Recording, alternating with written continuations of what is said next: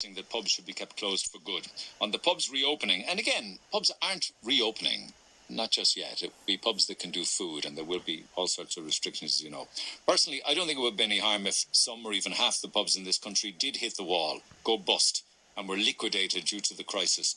Listening to the publicans on your show over the past few weeks, some of their comments are a disgrace, given out about the guidance from the government and the lack of time they're getting to prepare their premises for opening.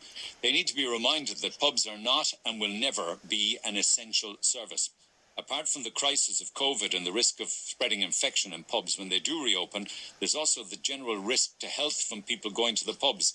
The strain on resources that pubs and clubs place on the health system in normal times is frightening.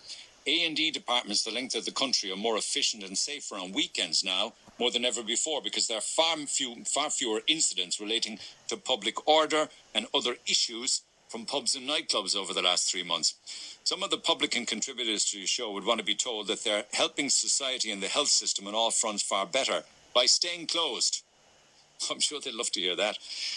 Anyway, the amount of taxpayers' money that's being spent on doctors, nurses and Gardaí who have to deal with the fallout from pubs and clubs every week, year in, year out, far outweighs the tax take that pubs and clubs bring into the exchequer.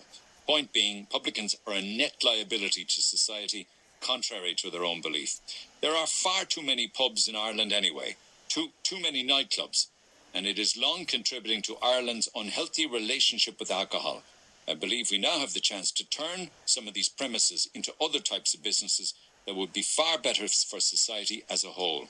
I appreciate that pubs employ people. However, many of these employed are either part-time or students who will be employed in other areas in years to come.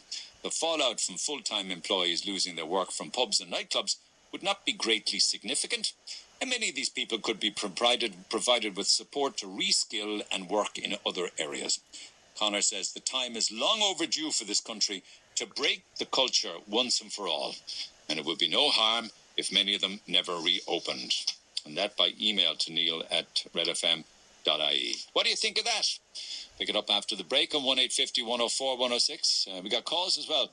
Ice cream and Mr. Whippy vans. They haven't